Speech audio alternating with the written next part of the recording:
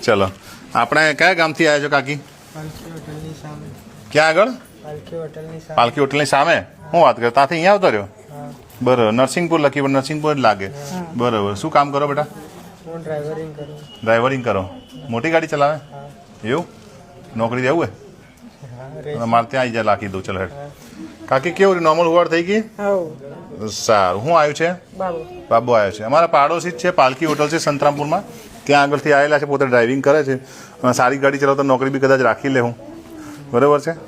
મળી લેજો. પ્રિતેશભાઈ છે એમને મળજો. બેન સારું છે? કમ્પ્લીટ. ચલો. પેલા નાલ ફળિયાવાળા હતા. અમારા હડમત ફળિયાવાળા આવ્યા. પૂંજાભાઈ અમારા છે ને, પૂંજાભાઈ કડિયા. ઓળખો છો પૂંજાભાઈને? ઓળખો ને? પૂંજાભાઈ અમારે સૌથી પહેલી હુવાડ પૂંજાભાઈની કરાવી હતી હડમત ફળિયામથી. કેવું રહ્યું અહીંયા આગળ? સારું. શું આવ્યું બાબુ? બેબી નોર્મલ થઈ છે? નોર્મલ સુવાડ થઈ. કોમલ કેવું બેટા? કમ્પ્લીટ? કોઈ તકલીફ? સારું. એટલે હડમત ફળિયાવાળા પેલા નાલ ફળિયા બધા પાડોશી છે ને એના પેલા બીજા બેન ભાઈ છે નરસિંહપુર, એ બી અહીંયા નજીક જ લાગે બાયપાસ ઉપર. એમ નોર્મલ સુવાડ થઈ ગઈ. કાકી ક્યાંથી આવ્યા તમે? હા, રણધીકપુર. અમારા કટારા છે અને રાજુભાઈ કટારા રણધીકપુર સરપંચ. એમને બાબાની બેબી એ સરપંચ છે. એમની સુવાડ પણ આપણે ત્યાં કરાવી હતી. અને કાકીને બી અહીંયા આગળ નોર્મલ થઈ. શું આવ્યું છે? બેબી આવી છે. બેબી ઊંઘી ગઈ છે. એટલે કટારા છે અમારા રણધીકપુર. રાજુભાઈને અમારા ઘરના સરપંચ છે ને. પાછી હું વાત કરી હતી રાજુભાઈ? શું કીધું તું? મકાન એમનું બનાવેલું છે. કયું મકાન? હોસ્પિટલ. આ હોસ્પિટલ એમણે બનાવ્યું છે? હરખું બનાવ્યું કે નથી બનાવ્યું? સારું છે સર. સારું છે. અમારે જોયે છે એટલે કહી દેજે જે કેવું હોય. એટલે નોર્મલ સુવાડ થઈ ગઈ છે. અમારા રાજુભાઈ એમને હિન્દોલિયાથી આવ્યા છે અને નોર્મલ સુવાડ થઈ ગઈ. શું આવ્યું છે? બાબુ આવ્યો છે. એટલે સારું છે ને બેનને બી સારું છે? ના કશું નહીં, બધું નોર્મલ. બાળક બી સારું? છોકરો આવ્યો? છોકરી આવી? શું આવ્યું? છોકરો આવ્યો. ઓકે. એટલે આવી રીતે જ્યારે કામગીરી હોય ને નોર્મલ સુવાડ આપણે કરાવતા હોય તો બધા રાજી રહે. એટલી જ આપણી આશા હોય, બીજી કોઈ ઈચ્છા ના હોય.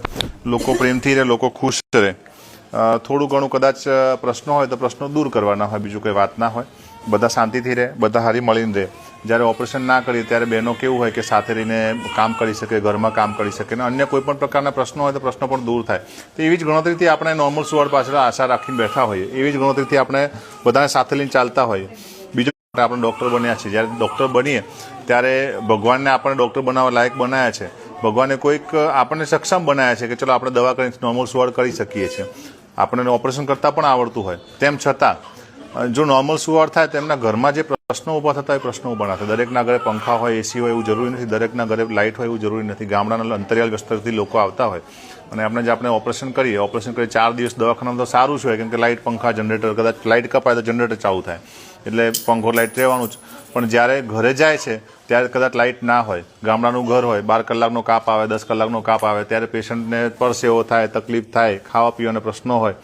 જવાના ઘરે રસ્તા બી નથી હોતા ઘણા બધા. તમે જાલોદની બાજુ જાઓ તો ઘરે જવાના રસ્તા નથી હોતા.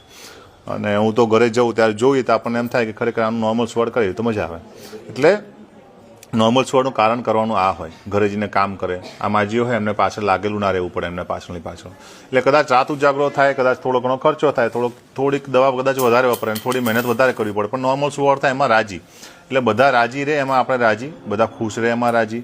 અને આ લાઈવ એપિસોડ નંબર 9 કર્યો. આપ જોને કોઈ પણ આની વિશે વાત કરવી હોય, કોઈ પ્રશ્ન પૂછવો હોય તો 100% આની અંદર લખી શકશો છો.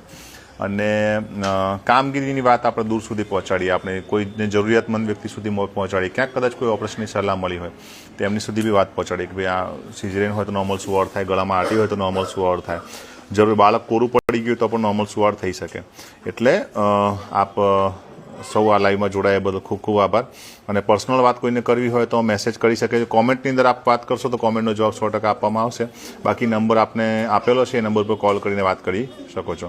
ખૂબ ખૂબ આભાર આપ લાઈવમાં જોડાયા બદલ. અને આ લાઈવમાં જે કોઈ પણ વાત કરવાની હોય, જે કોઈ પણ પ્રશ્ન કરવો એ લાઈવ એન્ડ થઈને જ્યારે શેર થાય એની ઉપર આપણે પ્રશ્નોનો જવાબ 100% મળશે. એટલે આજના દિવસમાં 3 સિઝેરિયનવાળા માતાને નોર્મલ સુવાડ કરાવી, 2 બીપી જેમને વધારે હતા એમને નોર્મલ સુવાડ કરાવી, એક જે બાળક અટકી ગયું તેમને નોર્મલ સુવાડ કરાવી, અને એક બેન જે ઝાલોદ થયા તે એમને નોર્મલ સુવાડ કરી. 8 બહેનો જેમને સિઝેરિયન જ કરવાનું થાય એવી 2 માતાઓને આપણે નોર્મલ સુવાડ કરાઈ છે.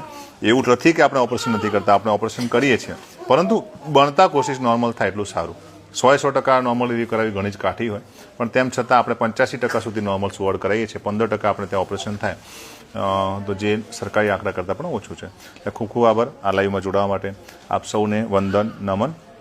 જય માતાજી સાથે, જય જોહર, જય આદિવાસી સાથે મારી વાતને વિનમું છું. ખૂબ ખૂબ આભાર.